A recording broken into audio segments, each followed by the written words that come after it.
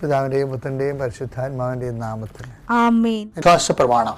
സർവശക്തനായ പിതാവും ആകാശത്തിന്റെയും ഭൂമിയുടെയും സൃഷ്ടാവുമായ ദൈവത്തിൽ ഞാൻ വിശ്വസിക്കുന്നു. അവിടുത്തെ ഏകപുത്രനും ഞങ്ങളുടെ കർത്താവുമായ ഈശോമിശിഹായിലും ഞാൻ വിശ്വസിക്കുന്നു. ഈ പുത്രൻ പരിശുദ്ധാത്മാവിനാൽ ഗർഭസ്ഥനായി കന്യകാമറിയത്തിൽ നിന്ന് പിറന്ന് പൊന്തിയോസ് പീലാത്തോസിന്റെ കാലത്ത് പീഡകൾ സഹിച്ച് കുരിശിൽ തറയ്ക്കപ്പെട്ട് മരിച്ച് അടക്കപ്പെട്ട് പാതാളങ്ങളിൽ ഇറങ്ങി മരിച്ചവരുടെ ഇടയിൽ നിന്ന് മൂന്നാം നാൾ ഉയർത്ത് സ്വർഗത്തിലേക്ക് എഴുന്നള്ളി സർവശക്തിയുള്ള പിതാവായ ദൈവത്തിന്റെ വലതുഭാഗത്തിരിക്കുന്നു. അവിടെ നിന്ന് ജീവിക്കുന്നവരെയും മരിച്ചവരെയും വിധിക്കുവാൻ വരുമെന്നും ഞാൻ വിശ്വസിക്കുന്നു. പരിശുദ്ധാത്മാവിലും ഞാൻ വിശ്വസിക്കുന്നു. വിശുദ്ധ കത്തോലിക്കാ സഭയിലും പുണ്യവാന്മാരുടെ ഐക്യത്തിലും പാപങ്ങളുടെ മോചനത്തിലും ശരീരത്തിന്റെ ഉയർപ്പിലും നിത്യമായ ജീവിതത്തിലും ഞാൻ വിശ്വസിക്കുന്നു. ആമേൻ. സുഖസ്ഥനായ ഞങ്ങളുടെ പിതാവേ, അങ്ങയുടെ നാമം പൂജിതമാകണമേ. അങ്ങയുടെ രാജ്യം വരണമേ. അങ്ങയുടെ തിരുമനസ് സ്വർഗത്തിലെ പോലെ ഭൂമിയിലും ആകണമേ. അന്നു വേണ്ടുന്ന ആഹാരം ഇന്ന് ഞങ്ങൾക്ക് തരണമേ. ഞങ്ങളോട് തെറ്റ് ചെയ്യുന്നവരോട് ഞങ്ങൾ ക്ഷമിക്കുന്നത് പോലെ ഞങ്ങളുടെ തെറ്റുകൾ ഞങ്ങളോടും ക്ഷമിക്കണമേ.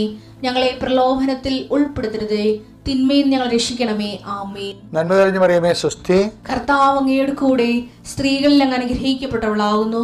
അങ്ങയുടെ ഉദരത്തിൻ ഫലമായി ഈശോ അനുഗ്രഹിക്കപ്പെട്ടവനാകുന്നു. പരിശുദ്ധ മറിയമേ, തമ്പുരാന്റെ അമ്മേ, പാപികളായ ഞങ്ങൾക്ക് വേണ്ടി ഇപ്പോഴും ഞങ്ങളുടെ മരണസമയത്തും തമ്പുരാനോട് അപേക്ഷിക്കണമേ. ആമേൻ. കർത്താവേ, നിന്റെ ഉന്നതമായ നാമത്തിന് സ്വസ്ഥം ചെയ്യും. കർത്താവേ, നിന്റെ വിശുദ്ധ പൗരോഹിത്യത്തെ മഹത്വപ്പെടുത്തണമേ. കർത്താവെ, സഭയിലുള്ള സാന്നിധ്യം പ്രകടമാക്കണം. 40 വർഷം ഞാൻ അർപ്പിച്ച കൃപാന്റെ യുഗതിയാൽ കൃപാസ്ഥാനത്താറെ ജീവനോടെ പ്രത്യക്ഷപ്പെട്ട മാതാവിൻ്റെ മാധ്യസ്ഥ രോഗികൾ, പീഡിതരെ, മാനസിക സംഘർഷം അനുഭവിക്കുന്നവരെ, ഡിപ്രഷൻ അനുഭവിക്കുന്നവരെ, മരുന്ന് കഴിച്ചിട്ട് ഉറക്കം മൂടുകയും ശരീരം തൂക്കം വെക്കുകയും ചെയ്യുന്നതല്ലാതെ പ്രത്യേകിച്ച് പ്രയോജനമൊന്നും ഇല്ലാതെ ഡിപ്രഷൻ കൊണ്ട് വേദനിച്ച് ജീവിക്കുന്ന ആൾക്കാരെ കർത്താവേ, നീ അവരെ തൊടണമെന്ന് പ്രാർത്ഥിക്കുന്നു.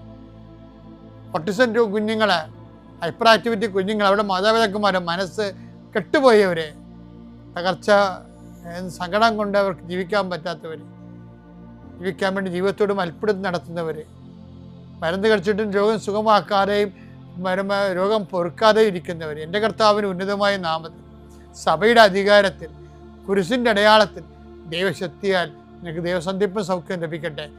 പിതാവും പുത്രനും പരിശുദ്ധാത്മാവായ സർവ്വേശ്വര എന്നേക്കും. ആമേൻ. എൻ്റെ പ്രിയപ്പെട്ടവരെ, ഞാൻ ഈ കഴിഞ്ഞ ദിവസങ്ങളിലേ വെറുതെ ഒരു കുസൃതി ചിന്ത എൻ്റെ മനസ്സിൽ വന്നു. കുസൃതിയല്ല, അത് ഒരു സയൻറ്റിഫിക് തോട്ടാണ്. ചില എന്തുകൊണ്ടാണ് ഈ മൺസൂണില്ലേ, കഴിഞ്ഞ ദിവസങ്ങളിൽ ഒരു ഭയങ്കര മഴയും കാറ്റും ഉണ്ടായിരുന്നു.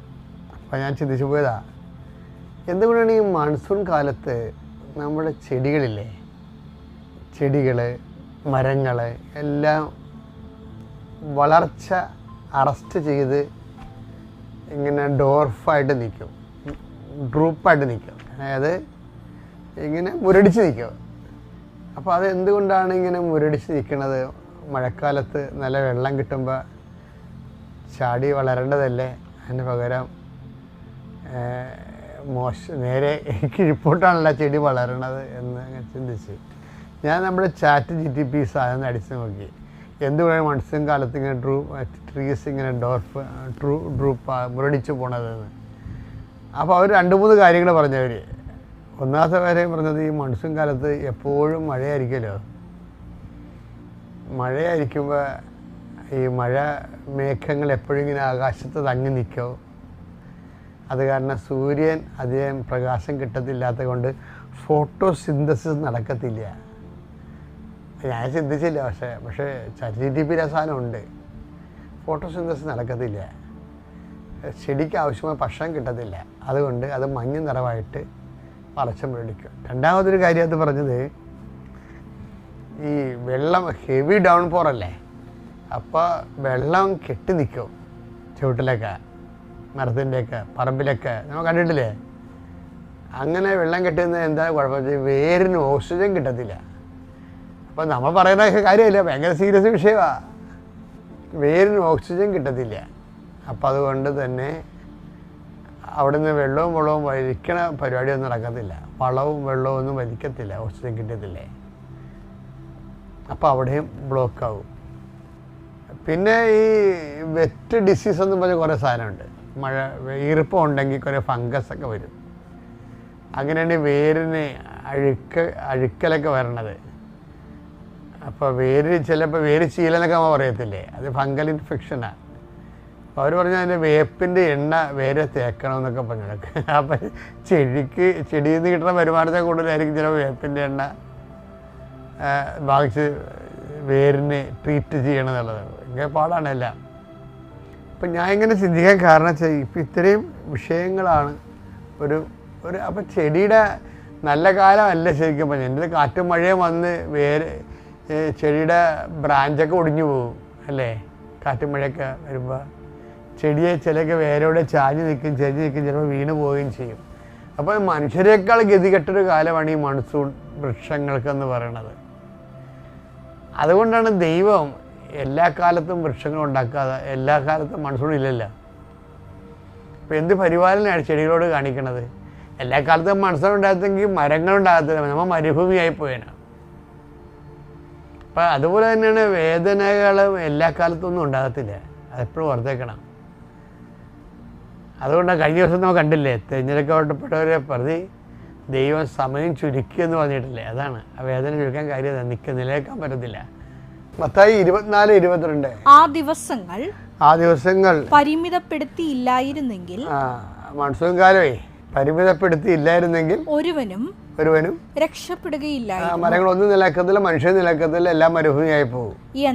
എന്നാൽ ദൈവം അത് പരിമിതപ്പെടുത്തിയെന്നാണ് ബൈബിൾ പറയണത്. അപ്പം ഇതുപോലെ നമ്മുടെ ദുഃഖങ്ങളും അങ്ങനെയാണ്. എല്ലാ കൊല്ലവും ഇങ്ങനെ, എല്ലാ കാലവും ഇതുപോലെ ദുഃഖ ദുരിതമാണെന്ന് വിചാരിക്കരുത്. ഒരു ടൈം വെച്ചത് സ്റ്റോപ്പ് ചെയ്യും. അപ്പോൾ കൊണ്ട് പ്രത്യാശയോടെ ഒരു മഴയില്ലാത്ത കാലത്തെക്കുറിച്ച് നമ്മൾ പ്രത്യാശ കൊണ്ട് പ്രാർത്ഥിച്ച് മുന്നേറണമെന്ന് കൂടി ഇതിൽ അർത്ഥമുണ്ട്. പിന്നെ കൂടാതെ ഇതിനകത്ത് വരുന്ന വിഷയമേ ഈ സോയിലിൻ്റെയൊക്കെ വളമില്ലേ, വളമൊക്കെ വെള്ളത്തിൽ കലങ്ങി ഒലിച്ചു പോകും. അതിങ്ങനെ ഒരു വളം ഉണ്ടെങ്കിൽ തന്നെ, വളം ചുവട്ടിലുണ്ടെങ്കിൽ തന്നെ മൺസൂൺ വരുമ്പോൾ അത് ഒലിച്ചു പോകും. ഒലിച്ച് വല്ല പറമ്പിലും പോകും, ചിലപ്പോൾ വല്ല തോട്ടിലും പോയി ഒഴുകിപ്പോകും, വേസ്റ്റായി പോകും, ആർക്കും യൂസ് ചെയ്യാകത്തില്ല. അപ്പം ഇങ്ങനെയൊക്കെ വരുമ്പോൾ നമ്മൾ ശരിക്കും ഒരു ഉണങ്ങത്തില്ലെങ്കിൽ മെലിഞ്ഞ് ഫലപ്രദവിക്കാത്ത രീതിയിൽ മെലിച്ചിൽ വരും. ഈ ഒരു കാലം മനുഷ്യന്മാർക്ക് എല്ലാവർക്കും ഉണ്ടാകും മൺസൂണിൻ്റെ ഒരു കാലം. അതുകൊണ്ട് കർത്താവ് അതിൻ്റെ അകത്ത് പറഞ്ഞിരിക്കുന്നത്, ഞാൻ രോഗിയായിരുന്നു, നിങ്ങൾ എന്നെ സന്ദർശിച്ചു. ഞാൻ കാരാഗൃഹവാസിയായിരുന്നു, നിങ്ങളെന്നെ സന്ദർശിച്ചു. എനിക്ക് വിശന്നു, നിങ്ങളെനിക്ക് ഭക്ഷണം തന്നു. എനിക്ക് ദാഹിച്ചു, നിങ്ങളെനിക്ക് കുടിക്കാൻ തന്നു. ഞാൻ നഗ്നനായിരുന്നു, നിങ്ങളെന്നെ ഉടുപ്പിച്ചു. അപ്പോൾ ഈ മൺസൂൺ കാലം നമ്മുടെ മനുഷ്യർക്കും വരും ഇതുപോലെ. അതുകൊണ്ടാണ് ദൈവം ഈ മൺസൂൺ കാലം അനുഭവിക്കുന്ന എല്ലാ മനുഷ്യരെയും ക്രിസ്തുവായിട്ട് തന്നെ കാണണമെന്നും അവർക്ക് ആ സമയത്ത് സപ്പോർട്ട് ചെയ്യണമെന്ന് ആണ് ബൈബിളിൻ്റെ നടപടിക്രമം. ബൈബിൾ നടപടിക്രമം അതാണ്, ആ സമയത്ത് സപ്പോർട്ട് ചെയ്യണമെന്ന്. സപ്പോർട്ട് ചെയ്തില്ലെന്നുണ്ടെങ്കിൽ നമ്മുടെ ജന്മദൗത്യം തന്നെ, ജന്മദൗത്യമായിട്ടാണ് ദൈവം നമുക്ക് തന്നിരിക്കുന്നത്. രോഗിയെയും കാരാഗൃഹവാസിയെയും നഗ്നനെയും വിശക്കുന്നവനെയും ഒക്കെ അവൻ്റെ മൺസൂൺ മഴ തോരാത്ത കാലങ്ങളിലെ, കണ്ണീര് തോരാത്ത കാലങ്ങളിലെ അവന് കൈത്താങ്ങായി നിൽക്കുന്നത് നിസ്സാരമല്ല ശരിക്കും. 25:35 എന്തെന്നാൽ എനിക്ക് വിശന്നു, നിങ്ങൾ ഭക്ഷിക്കാൻ തന്നു. എനിക്ക് ദാഹിച്ചു, നിങ്ങൾ കുടിക്കാൻ തന്നു. ഞാൻ പരദേശിയായിരുന്നു, നിങ്ങൾ എന്നെ സ്വീകരിച്ചു. ഞാൻ നഗ്നനായിരുന്നു, നിങ്ങൾ എന്നെ ഉടുപ്പിച്ചു. ഞാൻ രോഗിയായിരുന്നു, നിങ്ങൾ എന്നെ സന്ദർശിച്ചു. ഞാൻ കാരാഗൃഹത്തിലായിരുന്നു, നിങ്ങൾ എൻ്റെ അടുത്ത് വന്നു. ഇതെല്ലാം അപ്പം നിങ്ങൾ ഓർക്കും, അവസാനം ഈശോയെ കുറിച്ച് പറയണത് എന്താണ്? എൻ്റെ പിതാവിനാൽ അനുഗ്രഹീതരെ വരുവിൻ. അവിടെയാണ് എനിക്ക് ടെസ്റ്റ് ചെയ്യാനുള്ളത്. നിങ്ങൾക്ക് മത്തായി 25:34. അനന്തരം രാജാവ് തന്റെ വലതുഭാഗത്തുള്ളവരോട് അരുളി ചെയ്തു, എന്റെ പിതാവിനാൽ അനുഗ്രഹിക്കപ്പെട്ടവരെ വരുവിൻ. ലോകസ്ഥാപനം മുതൽ നിങ്ങൾക്കായി സജ്ജമാക്കിയിരിക്കുന്ന രാജ്യം അവകാശപ്പെടുത്തുവിൻ. അപ്പൊ ഇതിന്റെ വിഷയം നമ്മൾക്ക് ഈ വ്യാഖ്യാനങ്ങൾ വരുന്ന ഒരു പ്രശ്നമുണ്ട്. ഇതിനെ പെട്ടെന്ന് എടുത്ത് നിത്യതയുമായിട്ടാണ് കണക്ട് ചെയ്യണത്. എന്താണ്? എൻ്റെ പിതാവിനാൽ അനുഗ്രഹിതരെ വരുവിൻ, ലോക മുതൽ നിങ്ങൾക്ക് ഒരിക്കലും രാജ്യം കൈവശമാക്കാൻ. അപ്പോൾ നിത്യതയുടെ അന്ത്യവിധിയുമായിട്ട് ബന്ധപ്പെടുത്തിയാണ് ഈ ഭാഗങ്ങൾ എപ്പോഴും വ്യാഖ്യാനിക്കുന്നത്. പക്ഷേ നിങ്ങളത് ചിന്തിച്ച് നോക്കിയേ, ഈശോ എന്താ പറയണത്? ചത്ത് കഴിയുമ്പോൾ അനുഗ്രഹിക്കുമെന്നാണ് പറയണത്. എൻ്റെ പിതാവിനാൽ അനുഗ്രഹിക്കപ്പെട്ടവരെ വരുവിൻ. ഇത് ചെയ്യുമ്പോൾ തന്നെ നമ്മൾ അനുഗ്രഹീതരായി. അതുകൊണ്ടാണ് ഈ ഉടമ്പടിയിൽ ഇത് വെച്ചിരിക്കണത്. ഇപ്പം നിങ്ങളെ മക്കളുടെ കല്യാണം നടക്കണില്ല, ജപ്തി നടപടിയാണ്, പറമ്പിന് വിസ പുതുക്കി കിട്ടണില്ല എന്നൊക്കെ പറഞ്ഞ് വരുമ്പോൾ ഞങ്ങൾ നിങ്ങളോട് ഉടമ്പടി പ്രകാരം എന്താ പറയണത്? നിങ്ങൾ രോഗികളെ പോയി കാണണം, അവരെ കുളിപ്പിക്കണം, അവർക്ക് പൈസ കൊടുക്കണം, നിങ്ങളുടെ വരുമാനം ഭക്ഷണമായിട്ടും സമ്പത്തായിട്ടൊരു പങ്കുവെക്കണം എന്ന് പറയുമ്പോൾ എന്താ സംഭവം? അതിനകത്തൊരു ഓഫർ കിടക്കുന്നുണ്ട്. എന്താണ്? അങ്ങനെ ചെയ്യുമ്പോൾ എക്സ്ട്രാ ബ്ലെസ്സിങ്സ് വരുന്നുണ്ട്. അത് ചത്ത് കഴിയുമ്പോൾ വിധിയാളനായിട്ട് കിട്ടണം മാത്രമല്ല, അത് ആ ഒരൊറ്റ നടപടിക്രമം കൊണ്ട് നമ്മൾ അത് അപ്പം തന്നെ ബ്ലെസ്ഡ് ആകുകയാണ്. അതുകൊണ്ടാണ് ഞാൻ നിങ്ങളോട് എപ്പോഴും ഈ വിഷയത്തെ കാരുണ്യപ്രവൃത്തിയെക്കുറിച്ച് പറയുമ്പോൾ, കാരുണ്യപ്രവൃത്തിയുടെ ഈ മൺസൂൺ കാലത്ത് മനുഷ്യനായി നിൽക്കാൻ കഴിഞ്ഞാലേ നമ്മൾക്കും നമ്മളുടെ മൺസൂൺ കാലങ്ങളെ അതിജീവിക്കാൻ കഴിയും. പിതാവിൻ്റെയും പുത്രൻ്റെയും പരിശുദ്ധാത്മാവിൻ്റെയും. പരിശുദ്ധ അമ്മ ജീവനോടെ പ്രത്യക്ഷപ്പെട്ട ഈ ആലയത്തിൽ എന്നെ പ്രത്യക്ഷീകരണത്തിൻ്റെ സാക്ഷിയാക്കി ഉയർത്തിയതിന് അമ്മയ്ക്കും തിരുക്കുമാരനും 1000 നന്ദി. എൻ്റെ പേര് ആഷ്ന. ഞാൻ കായംകുളത്ത് നിന്ന് വരുന്നു. ഞാൻ മുതുകുളം സെൻറ്റ് ജോസഫ് ഇളവകയിൽ നിന്നാണ് വരുന്നത്. ഇതെൻ്റെ അമ്മ ആനി. ഞാൻ BSc ഫോറൻസിക് സയൻസ് പഠിച്ച് 2023 കഴിഞ്ഞതാണ്. അത് കഴിഞ്ഞ് ഏകദേശം ഒരു 2 വർഷത്തോളം എനിക്ക് പുറത്തു പോയി ഉപരിപഠനം ചെയ്യണമെന്നായിരുന്നു എൻ്റെ ഒരു ആഗ്രഹം. അപ്പോൾ അതിൻ്റെ തന്നെ മാസ്റ്റേഴ്സ് ചെയ്യാൻ വേണ്ടിയിട്ട് ഞാൻ 2 വർഷത്തോളം വെയിറ്റ് ചെയ്യുകയായിരുന്നു. അങ്ങനെ ഞങ്ങളുടെ വീടും സ്ഥലവും നിൽക്കുന്നത് നിലവായിട്ടുള്ള പ്രദേശത്താണ്. അതായത് നമ്മൾ കണ്ടം ഒക്കെ ആയിട്ടുള്ള പ്രദേശത്താണ്. അത് പുരയിടമാക്കിയാൽ മാത്രമേ എനിക്ക് എഡ്യൂക്കേഷൻ ലോൺ കിട്ടത്തുള്ളൂ. അപ്പം ഈ വിദേശ ഉപരിപഠനം ആയതുകൊണ്ട് ഒരുപാട് ലക്ഷങ്ങൾ നമുക്ക് ആവശ്യമുള്ളത് കൊണ്ട് നമുക്ക് എഡ്യൂക്കേഷൻ ലോണിന് വേണ്ടിയിട്ട് എന്തായാലും ഈ സ്ഥലം പുരയിടമാണ്, നമ്മൾ തരം മാറ്റം ചെയ്താൽ മാത്രമേ എനിക്ക് ലോണ് കിട്ടത്തുള്ളായിരുന്നു. അങ്ങനെ ഈ 2 വർഷത്തോളം ഞാൻ വെയിറ്റ് ചെയ്തു. അങ്ങനെ എനിക്ക് അതിൻ്റെ കാര്യങ്ങളൊന്നും പ്രോസസ്സിങ് ഒന്നും ആകുന്നില്ലായിരുന്നു. എൻ്റെ കൂടെയുള്ള എൻ്റെ ഫ്രണ്ട്സൊക്കെ ഞങ്ങൾ ഇങ്ങനെ കോളേജിൽ വെച്ച് കുറച്ച് പേരൊക്കെ ഉണ്ട് ഇങ്ങനെ കോളേജിൽ വെച്ച് പ്ലാൻ ചെയ്ത് നമുക്ക് ഒരുമിച്ച് പുറത്തു പോയി പഠിക്കാം. അപ്പോൾ അവളുമാരെല്ലാവരും പോയി. അപ്പം ഞാൻ മാത്രം, എനിക്ക് നല്ല വിഷമം. എൻ്റെ കൂടെയുള്ള 3 ഫ്രണ്ട്സും പോയി. എനിക്ക് നല്ല വിഷമം, എൻ്റെ കാര്യങ്ങളൊന്നും നടക്കുന്നില്ലായിരുന്നു.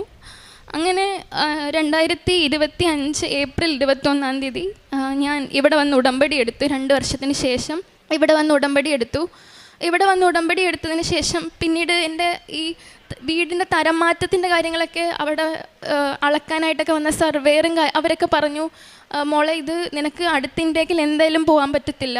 കാരണം ഇത് ഒരുപാട് മാസങ്ങൾ സമയമെടുക്കുന്ന കാര്യമാണ്. കാരണം 23 വർഷമായിട്ട് നിലവായിട്ട് കിടന്ന പുരയിടമാണ്, സ്ഥലമാണ്. അതാണ് നമുക്ക് പുരയിടമാക്കേണ്ടത്. അപ്പോൾ എന്തായാലും ഇത് ഒരുപാട് മാസങ്ങൾ സമയമെടുക്കും. അപ്പം വെയിറ്റ് ചെയ്യുക, അല്ലെങ്കിൽ നിങ്ങൾ മുൻഗണനയ്ക്കൊക്കെ കൊടുത്താലും ഡയറക്റ്റ് കളക്ട്രേറ്റിലൊക്കെ പോയി സംസാരിക്കേണ്ടി വരും എന്നൊക്കെ പറഞ്ഞ് അങ്ങനെ ഞാനും എൻ്റെ പപ്പായും അമ്മയും ഉടമ്പടി എടുത്തവരാണ്. ഞാനും ഉടമ്പടി എടുത്തതിന് ശേഷം ഞങ്ങൾ അതിൻ്റെ കാര്യങ്ങൾ 1 by 1 ആയിട്ട് തുടങ്ങി. ഞങ്ങൾ കളക്ട്രേറ്റിൽ പോയി. അപ്പോഴും ഞാൻ ഉടമ്പടി വസ്തുക്കളും എല്ലാം കൊണ്ടാണ് പോയത്. ഉടമ്പടി ഉപ്പും കാര്യങ്ങളും എല്ലാം കൊണ്ടാണ് പോയത്. രാവിലെ അവിടെ ചെന്നു. അവർ പറഞ്ഞ് കളക്ടറിൽ നിന്നില്ല എന്ന് പറഞ്ഞ് ഞങ്ങളെടുത്ത്. അന്നേരം ഞങ്ങളുടെ അവസ്ഥയും പിന്നെ എനിക്ക് ആ ഒരു ഇൻടേക്കിൽ പോയില്ലെങ്കിൽ വീണ്ടും എൻ്റെ 2 വർഷവും കഴിഞ്ഞ് ഇനി അടുത്ത ഇൻടേക്കിൽ എനിക്ക് വെയിറ്റ് ചെയ്യേണ്ടി വരും. കാര്യങ്ങളൊക്കെ അവരുടെ അടുത്ത് പറഞ്ഞപ്പോൾ അവർ പറഞ്ഞ് വെയിറ്റ് ചെയ്യും, കളക്ടർ ഉച്ച കഴിയുമ്പം വരും. അങ്ങനെ ഞങ്ങൾ വെയിറ്റ് ചെയ്തു.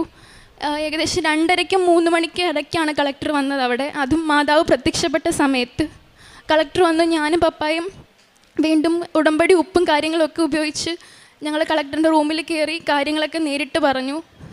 ഞാൻ എൻ്റെ എമർജൻസി കാര്യങ്ങളെല്ലാം പറഞ്ഞു.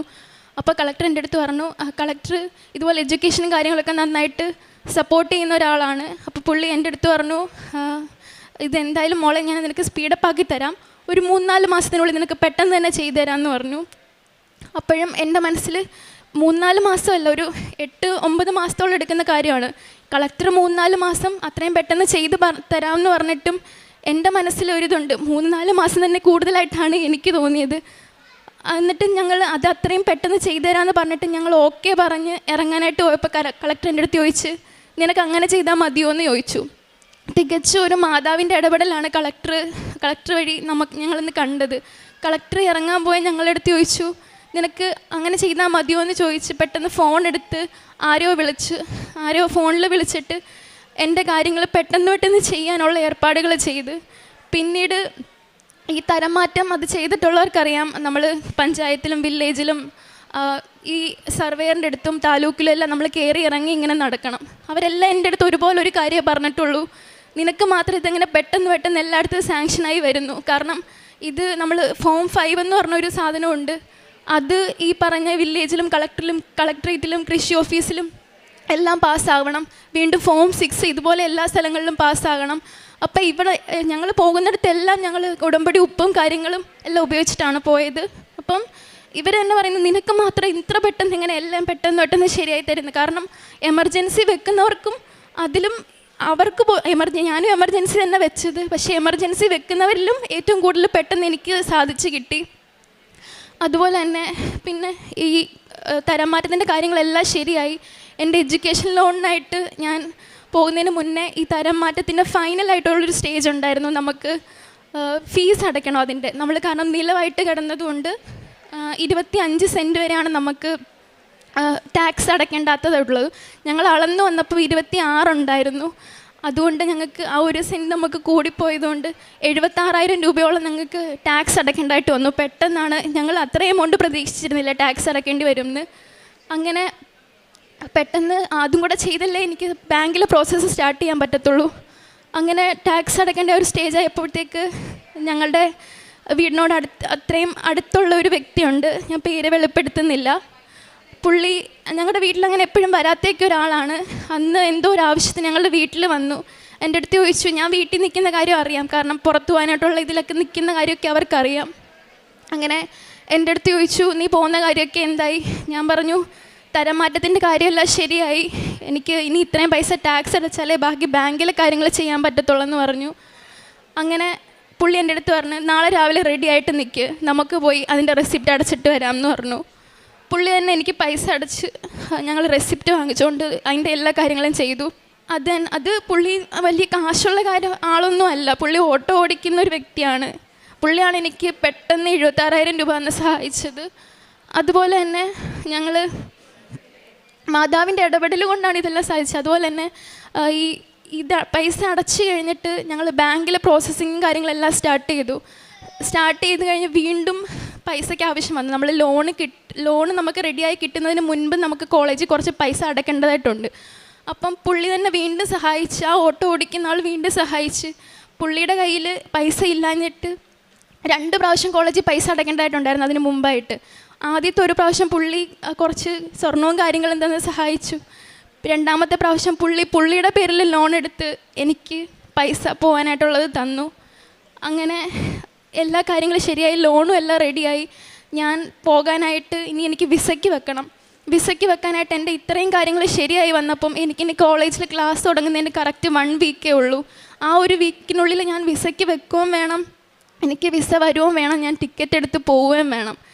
അങ്ങനെ നിൽക്കുന്ന സമയത്ത് ഞാൻ ഒരാഴ്ചയുള്ളൂ. എല്ലാവരും എൻ്റെ അടുത്ത് പറഞ്ഞു, മോളെ നീ എൻ്റെ കൂടെ കയറിപ്പോയിട്ടുള്ള പിള്ളേരും പറഞ്ഞു, നീ എന്തായാലും സ്റ്റാൻഡേർഡ് വിസ വെച്ച് കഴിഞ്ഞാൽ നിനക്ക് ഒരാഴ്ചക്കുള്ളിൽ കിട്ടത്തില്ല, കാരണം ഇപ്പോൾ പീക്ക് ടൈം ആയതുകൊണ്ട് നിനക്ക് സമയമെടുക്കും. അതുമാത്രമല്ല, നിനക്കിനി ടിക്കറ്റ് പോലും നീ എടുത്തിട്ടില്ല, ഈ ഒരാഴ്ചക്കുള്ളിൽ വിസ നീ അവിടെ പോയി VFSൽ പോയി അപ്ലൈ ചെയ്തിട്ട് വേണം വരാനായിട്ട്.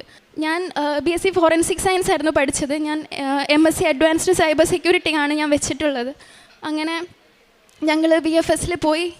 എൻ്റെ മനസ്സിൽ ഉണ്ടായിരുന്നു 7 ദിവസത്തിനുള്ളിൽ ഞാൻ ഇവിടുത്തെ സാക്ഷ്യങ്ങളൊക്കെ കേൾക്കുന്ന വ്യക്തിയാണ്. അപ്പോൾ സാക്ഷ്യത്തിനകത്തൊരു കുട്ടി പറഞ്ഞു, 7 ദിവസത്തിനുള്ളിൽ സ്റ്റാൻഡേർഡ് വിസ ലഭിച്ചു, അവൾക്ക് വിസ ലഭിച്ചു എന്ന് പറഞ്ഞ് അവൾ സാക്ഷ്യം പറയുന്നത് ഞാൻ കേട്ടിരുന്നു.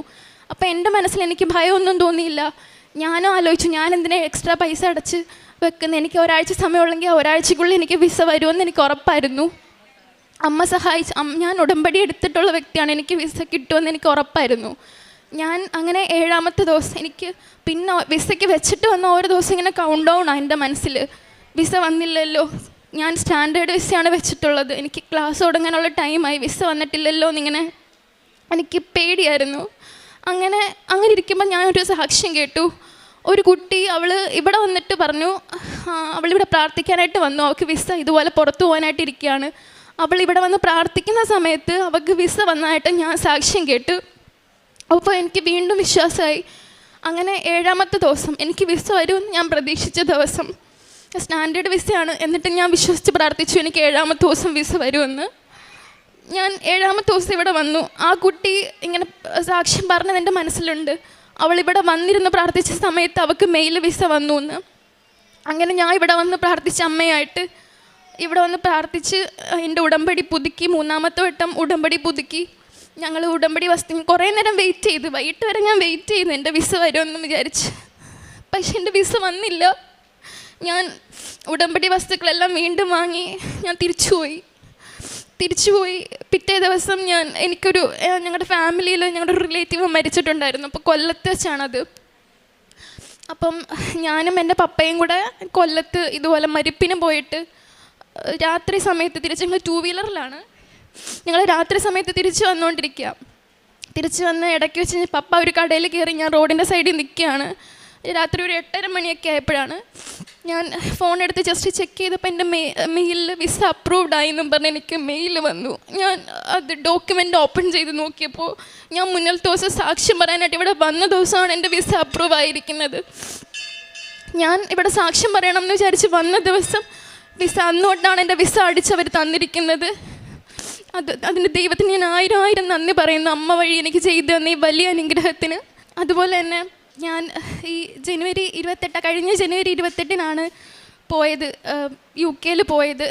അതുപോലെ തന്നെ ഞാനിപ്പം അഡ്വാൻസ്ഡ് സൈബർ സെക്യൂരിറ്റിയിൽ മാസ്റ്റേഴ്സ് ചെയ്യുകയാണ്. അതുപോലെ തന്നെ ഇപ്പം ഞാൻ എൻ്റെ ചേട്ടൻ്റെ സ്വന്തം ബ്രദറിൻ്റെ കല്യാണത്തിന് വേണ്ടി 10 ദിവസത്തേക്ക് വന്നതാണ്. 10 ദിവസത്തേക്ക് വന്നിട്ട് ഞാൻ കഴിഞ്ഞ വീക്കിലാണ് ഇങ്ങോട്ട് വന്നത്. ആ വരുന്ന സമയത്തിന് തൊട്ട് മുന്നിലത്തെ ദിവസം എൻ്റെ റിട്ടേൺ ടിക്കറ്റ് ക്യാൻസലായിപ്പോയി. യുദ്ധമൊക്കെ നടക്കുന്ന കാരണം റിട്ടേൺ ടിക്കറ്റ് ക്യാൻസലായി. ഞാൻ ഭയങ്കര കൺഫ്യൂഷനിൽ നിൽക്കുകയായിരുന്നു. ആ റിട്ടേൺ ടിക്കറ്റ് ക്യാൻസലായത് തന്നെ ഞാൻ അറിഞ്ഞില്ല. കാരണം എനിക്ക് ഒട്ടും മനസ്സിലായിരുന്നു നാട്ടിൽ വന്നിട്ട് 2 ദിവസത്തിനുള്ളിൽ തന്നെ തിരിച്ചു കയറി പോകാൻ. എൻ്റെ കയ്യിൽ പൈസയും ഇല്ല. ഞാൻ ആലോചിക്കുമായിരുന്നു ഒരു 2-3 ദിവസം കൂടെ നീട്ടി ഈ 8-ാം തീയതി റിട്ടേൺ ടിക്കറ്റ് എടുത്തിട്ട് ഒരു 11-ാം തീയതി എങ്കിലും ആക്കിയിട്ട് തിരിച്ചു പോകാനായിട്ട് ഞാൻ സൗദി അറേബ്യൻ എയർലൈൻസിലാണ് വന്നത്. അപ്പം ഞാൻ അവരുടെ വെബ്സൈറ്റിൽ കയറി ഒന്ന് വിസിറ്റ് ചെയ്ത് നോക്കി എത്ര രൂപയാകും. എൻ്റെ പൈസ ഇല്ല, പക്ഷെ ഞാൻ ജസ്റ്റ് അവരുടെ വെബ്സൈറ്റിൽ കയറി വിസിറ്റ് ചെയ്ത് നോക്കി ഒരു 2-3 ദിവസം കൂടെ നീട്ടുന്നതിന് എത്ര ആവും എന്ന് നോക്കാൻ വേണ്ടിയിട്ട്. അങ്ങനെ ഞാൻ അവരുടെ വെബ്സൈറ്റിൽ വിസിറ്റ് ചെയ്തപ്പം ഓൾറെഡി എൻ്റെ റിട്ടേൺ ടിക്കറ്റ് ക്യാൻസലായി. എനിക്ക് 14-ാം തീയതി അവരായിട്ട് തന്നെ റിട്ടേൺ ടിക്കറ്റ് അറേഞ്ച് ചെയ്ത് തന്നു. എൻ്റെ കയ്യിൽ നിന്ന് പൈസയൊന്നും, ഞാൻ ക്യാൻസലേഷനും കാര്യങ്ങളൊന്നും വെക്കാതാണ് ടിക്കറ്റ് ബുക്ക് ചെയ്തത്. അതുകൊണ്ട് ഞാൻ എന്തായാലും പൈസ അടച്ചിട്ടേ എനിക്ക് ചേഞ്ച് ചെയ്യാനായിട്ട് പറ്റത്തുള്ളായിരുന്നു. ഇത് അവരായിട്ട് തന്നെ ഞാൻ മാതാവിൻ്റെ അടുത്ത് പ്രാർത്ഥിച്ച് ഒരുപാട് ഞാൻ ആഗ്രഹിച്ചതാണ്. അത് മാതാവായിട്ട് എനിക്കത് ചേഞ്ച് ചെയ്ത് ക്യാൻസൽ ചെയ്ത് വേറെ ഡേറ്റ് തന്നെയാണെന്ന് ഞാൻ വിശ്വസിക്കുന്നു. അതുപോലെ തന്നെ ഇതെൻ്റെ അമ്മ ഒരു പ്രാവശ്യം കിച്ചണിൽ നിന്നിരുന്ന സമയത്ത് ഞങ്ങളുടെ വീട്ടിൽ കുക്കർ പൊട്ടിത്തെറിച്ചു. കുക്കർ നമ്മുടെ ടോപ്പിൽ അവിടെ റൂഫിൽ പോയി ഇടിച്ച് തിരിച്ച് അമ്മയുടെ ഫേസിൻ്റെ സൈഡിൽ കൂടെയാണ് കുക്കർ പോയത്. ഞാൻ വളരെ പേടിച്ചു. ഗ്യാസ് ലീക്കാവുന്നുണ്ടായിരുന്നു. പെട്ടെന്ന് ഞങ്ങൾ പോയി ഗ്യാസ് ഓഫ് ചെയ്ത് വേണ്ട കാര്യങ്ങളെല്ലാം ചെയ്ത് ഞങ്ങളെല്ലാവരും സേഫായിട്ടുണ്ട്, ഒന്നും പറ്റിയില്ല. എൻ്റെ ബ്രദറിൻ്റെ ലൈഫിലും ഒരുപാട് അത്ഭുതങ്ങൾ നടന്നിട്ടുണ്ട്. എൻ്റെ പപ്പായുടെ ലൈഫിലും നടന്നിട്ടുണ്ട്. അത് അവർ നേരിട്ട് വന്നിവിടെ സാക്ഷ്യം പറയും. അതുപോലെ തന്നെ ഞങ്ങളുടെ വീട്ടിൽ 1-ൽ കൂടുതൽ പ്രാവശ്യം മാതാവ് പച്ചത്തിരിയിൽ പ്രത്യക്ഷപ്പെട്ടിട്ടുണ്ട്. പിന്നെ ഞാൻ ചെയ്ത കാരുണ്യ പ്രവർത്തികൾ, ഞാൻ ഇവിടെ ആലപ്പുഴയിലെ 1-2 അനാഥാലയങ്ങളിലൊക്കെ ഞങ്ങൾ ഡ്രസ്സും ഞങ്ങളെ കൊണ്ട് പറ്റുന്ന പൈസയും അവിടെ ഞങ്ങൾ പറ്റുന്നിടത്തോളം പ്രാവശ്യമൊക്കെ സന്ദർശിക്കുമായിരുന്നു. അങ്ങനെ പാവപ്പെട്ടവരെ അല്ലാതെ വീടിൻ്റെ അടുത്തും ഇങ്ങനെ കുറച്ച് ദാരിദ്ര്യമൊക്കെ ഉള്ള വീടുകളിലെല്ലാം നമ്മൾ ആൾക്കാരെ എല്ലാവരെയും സഹായിക്കാൻ പറ്റുന്നിടത്തോളം സഹായിച്ചിട്ടുണ്ട്. പിന്നെ എൻ്റെ ആത്മീയ ജീവിതമാണെങ്കിൽ ഞാൻ ഞായറാഴ്ച മാത്രം പള്ളിയിൽ പോകുന്നൊരു വ്യക്തിയായിരുന്നു. ഞായറാഴ്ച പോയതുകൊണ്ട്, അല്ലാതെ എല്ലാ ദിവസവും പോയതുകൊണ്ടൊന്നും വലിയ കാര്യമൊന്നുമില്ല എന്ന് ചിന്തിച്ച് നടന്നൊരു വ്യക്തിയാണ് ഞാൻ. ഉടമ്പടി എടുത്തതിന് ശേഷം എൻ്റെ പപ്പ എൻ്റെ അടുത്ത് പറഞ്ഞു, മോളെ നിൻ്റെ കാര്യത്തിൽ ഇനിയും സ്പീഡപ്പായിട്ട് കാര്യങ്ങൾ നടക്കും, നീ ഡെയിലി പള്ളിയിൽ പോയി നോക്ക്. അങ്ങനെ ഞാൻ ഡെയിലി പള്ളിയിൽ പോകാനായിട്ട് തുടങ്ങിയത്. അതുപോലെ തന്നെ നമ്മൾ ഈ ഇൻസ്റ്റഗ്രാമിലൊക്കെ ഈ നമ്മുടെ സാക്ഷ്യങ്ങളൊക്കെ വരുമ്പം ആളുകളൊക്കെ ഇങ്ങനെ ചോദിക്കും, ഈ നമ്മുടെ മലയാളീസ് അല്ലാത്ത ആളുകളൊക്കെ ഇങ്ങനെ ചോദിക്കും, ആരെങ്കിലും can you please explain in English എന്നൊക്കെ ചോദിക്കുമ്പം ഞാനാണ് മിക്ക ആളുകൾക്കും ആ ഒരു സാക്ഷ്യം ഫുള്ള് ടൈപ്പ് ചെയ്ത് ഇംഗ്ലീഷിലിട്ട് കൊടുത്തിട്ടുണ്ട്. അതുപോലെ തന്നെ എൻ്റെ പേഴ്സണൽ ഇൻസ്റ്റാഗ്രാമിൽ നമ്മുടെ പേഴ്സണൽ ചാറ്റ് ഉണ്ട്. ആ ചാറ്റിൽ ഞാൻ ഡെയിലി എനിക്ക് ദൈവം അന്ന് തന്നിട്ടുള്ള എല്ലാ അനുഗ്രഹങ്ങളും, എൻ്റെ അന്നത്തെ എല്ലാ കാര്യങ്ങളും ദൈവത്തിന് നന്ദി പറഞ്ഞ് നോട്ട് ചെയ്തിട്ടാണ് ഞാൻ എല്ലാ ദിവസവും ഉറങ്ങാറുള്ളത്. ഇനിയും മുന്നോട്ട് എൻ്റെ മരണം വരെയും എനിക്ക് ഉടമ്പടിയിൽ തന്നെ ജീവിക്കണം. നിങ്ങളെല്ലാവരും പ്രാർത്ഥിക്കണം. ഞാൻ മറ്റന്നാൾ തിരിച്ചു പോവാണ്. ഈശോയ്ക്കും അമ്മയ്ക്കും 1000 നന്ദി. Thank you. ഉയരത്തിൽ നിന്നും കൈനീട്ടി അവിടുന്ന് എന്നെ പിടിച്ചു, പെരുവെള്ളത്തിൽ നിന്ന് അവിടുന്ന് എന്നെ പൊക്കിയെടുത്തു. സങ്കീർത്തനം 18-16 ദൈവം തൻ്റെ ജനത്തെ പ്രയാസങ്ങളുടെയും ബുദ്ധിമുട്ടുകളുടെയും പ്രതിസന്ധികളുടെയും നടുവിൽ നിന്ന് ആഴങ്ങളിൽ നിന്നും രക്ഷിക്കുന്ന ഒരു ദൈവമാണ് നമ്മുടെ കൂടെയുള്ളത്. ആഴമുള്ള വെള്ളം ഒരുപക്ഷെ ജീവിതത്തിലെ ദുരിതങ്ങളും കഷ്ടതകളും ബുദ്ധിമുട്ടുകളും ജോലിയില്ലായ്മകളും പ്രതിസന്ധികളുമൊക്കെ ആവാം. പക്ഷെങ്കിൽ ഉടമ്പടിയിൽ ഒരു ആത്മീയ വിശ്വാസ ബന്ധമാണ് നാം ദൈവവുമായിട്ട് സ്ഥാപിക്കുന്നത്. ആ ബന്ധമുള്ളപ്പോൾ ഉയരത്തിൽ നിന്ന് കൈനീട്ടി വിളിക്കുന്ന ഒരു ദൈവമാണ് നമ്മുടെ കൂടെയുള്ളത്. പെരുവെള്ളത്തിൽ വീഴാതെ നമ്മെ പൊക്കിയെടുക്കുന്ന ഒരമ്മയുടെ സംരക്ഷണമാണ് നമ്മുടെ കൂടെയുള്ളത്. ചിലപ്പോൾ ജീവിതത്തിൽ നാം ആഴമുള്ള പെരുവെള്ളത്തിൽ വീഴാം, പക്ഷെങ്കിൽ ഉടമ്പടി വിശ്വാസം നമ്മെ വീണ്ടും പിടിച്ചുയർത്തുന്നതായിട്ടാണ് ഓരോ സാക്ഷ്യങ്ങളിൽ നമുക്ക് മനസ്സിലാക്കാൻ സാധിക്കുന്നത്. പരിശുദ്ധ അമ്മ കൃപാസനം അമ്മയോടൊപ്പം ഉടമ്പടി എടുത്ത് പ്രാർത്ഥിക്കുമ്പോൾ ദൈവം നമ്മെ ഉയർത്തുന്ന ഓരോ സാക്ഷ്യങ്ങളാണ് ഈ സന്നിധിയിൽ നാം കേൾക്കുന്നത്. ആഷ്ന അഗസ്റ്റിൻ എന്ന മകളുടെ സാക്ഷ്യത്തിൽ മോളുടെ ഒരു വലിയ ആഗ്രഹമായിരുന്നു വിദേശത്ത് പോയി ഉപരിപഠനം നടത്തണമെന്ന്. ഫോറൻസിക് സയൻസ് BSc എക്സാം പഠിത്തം കഴിഞ്ഞിട്ട് ഈ മകൾ എഡ്യൂക്കേഷൻ ലോണിന് വേണ്ടി അപ്ലൈ ചെയ്തപ്പോഴോ വളരെ ഏറെ തടസ്സങ്ങളും പ്രതിസന്ധികളുമാണ് ഉണ്ടായിരുന്നത്. എഡ്യൂക്കേഷൻ ലോൺ കിട്ടണമെങ്കിൽ തരം മാറ്റം നടത്തണം, അത് കിട്ടണമെങ്കിൽ വീണ്ടും സമയമെടുക്കും. അങ്ങനെ കുറേ സമയം എടുക്കേണ്ട സമയത്തിൻ്റെ കാര്യങ്ങൾ പറഞ്ഞപ്പോൾ ഈ മകൾ ഉടനെ ഇവിടെ വരികയും ഉടമ്പടി എടുക്കുകയുമാണ് ചെയ്തത്. അച്ഛനും അമ്മയും ഉടമ്പടി എടുത്തിട്ടുണ്ട്. പിന്നീട് ഈ മകൾ തന്നെ വന്ന് ഉടമ്പടി എടുക്കുകയാണ്. ഉടമ്പടി എടുത്ത ഉടനെ ഈശോയുടെയും അമ്മയുടെയും കരങ്ങളാണ് നമ്മളെ താങ്ങി നിർത്തുന്ന, ഉയർത്തിന്ന് കൈനീട്ടുന്ന ഒരു ദൈവത്തിൻ്റെ സാന്നിധ്യമാണ് ഈ മകൾ സാക്ഷ്യപ്പെടുത്തുന്നത്. പിന്നീട് കളക്ടറെ കാണാൻ പോയപ്പോൾ 3-4 മാസം എടുക്കുമെന്നാണ് പറഞ്ഞത്. പക്ഷേങ്കിൽ എമർജൻസി വെച്ചാൽ പോലും അതിലും കൂടുതൽ സമയമെടുക്കും. പക്ഷെങ്കിൽ ഈ മകൾ വിശ്വാസത്തോടെ പറഞ്ഞത് അമ്മ കൂടെ ഉണ്ടെങ്കിൽ എല്ലാം ചെയ്തു തരുമെന്നുള്ള വിശ്വാസത്തോടെ എല്ലാം മുന്നോട്ട് പോവുകയാണ്. ആ കളക്ടറിൻ്റെ സാന്നിധ്യം തന്നെ ഒരു നല്ലൊരു ഇടപെടലായിരുന്നു, മാതാവിൻ്റെ ഇടപെടൽ തന്നെയായിരുന്നു. കാരണം ആ കളക്ടറിൽ കൂടെ തന്നെയാണ് ഈ മകൾക്ക് എല്ലാ കാര്യവും നടത്തുവാൻ സാധിച്ചത്. പെട്ടെന്ന് തന്നെ കാര്യങ്ങൾ മുന്നോട്ട് നീക്കുവാനും ഉടമ്പടി വസ്തുക്കളായ കാശ്, രൂപ, ഉടമ്പടി ഉപ്പുമെല്ലാം ഈ അച്ഛൻ്റെയും മകളുടെയും കൈവശം ഉണ്ടായിരുന്നു. വിശ്വാസ പ്രമാണം ചൊല്ലിയാണ് കളക്ടറിനെ കാണാൻ പോകുന്നത്. ഓരോ പേപ്പർ ഫോർവേഡ് ചെയ്യുമ്പോഴും അവിടെയെല്ലാം പ്രാർത്ഥിച്ചാണ്, വിശ്വാസ പ്രമാണം ചൊല്ലിയാണ് ഒരു പേപ്പറെല്ലാം ഫോർവേഡ് ചെയ്യുന്നത്. അതുകൊണ്ട് 8 മാസം 1 വർഷം എടുക്കേണ്ട കാര്യങ്ങൾ സമയ ചുരുക്കത്തിന് അമ്മയുടെ കരങ്ങളിൽ ഏൽപ്പിച്ചു കഴിഞ്ഞപ്പോൾ പെട്ടെന്ന് തന്നെ മാസങ്ങളല്ല വെറും ദിവസങ്ങളാണ് ഈ മകൾക്ക് വേണ്ടി വന്നത്. പെട്ടെന്ന് തന്നെ പല ഓഫീസിൽ കൂടെ കയറി ഇറങ്ങേണ്ട ഫയൽസാണ്. പഞ്ചായത്ത് ഓഫീസ്, താലൂക്ക് സർവേയർ, അങ്ങനെ പല ഓഫീസിൽ കയറി വരേണ്ട ഈ ഫയലുകൾ എത്രയും പെട്ടെന്ന് നമുക്കറിയാം. സമയ ചുരുക്കത്തിന് അമ്മയാണ് നമ്മുടെ കൂടെയുള്ളത്. നമുക്ക് എന്ത് തന്നെ ഏർജൻ്റായിട്ട് വേണമെങ്കിലും അമ്മയോട് പറഞ്ഞാൽ മതി. അമ്മ തന്നെയാണ് ആ കളക്ടറിൽ കൂടെ പെട്ടെന്ന് തന്നെ ആ കളക്ടറിൻ്റെ ഇടപെടൽ കൂടെ ആ സാന്നിധ്യവും ആ സംസാരവും ആ ഇടപെടലുമെല്ലാം പരിശുദ്ധ അമ്മയുടെ ഒരു വലിയ സാന്നിധ്യമായിട്ടാണ് ഈ മകൾക്ക് തോന്നിയത്. അങ്ങനെ ആ വലിയ മനുഷ്യൻ്റെ സഹകരണത്തിലെ സഹായത്വം കൂടിയാണ് ഈ മകൾക്ക് പെട്ടെന്ന് തന്നെ എഡ്യൂക്കേഷൻ ലോൺ കിട്ടാൻ സാധിച്ചത്.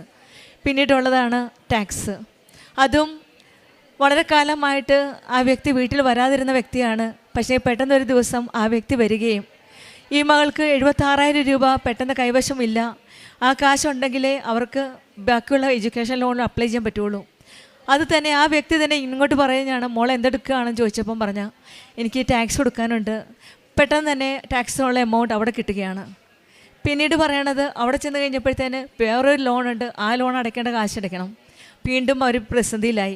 അവിടെയും ഈ വ്യക്തി തന്നെ വീണ്ടും ഇങ്ങോട്ട് വന്ന് ഇവരെ ഹെൽപ്പ് ചെയ്യുകയാണ്.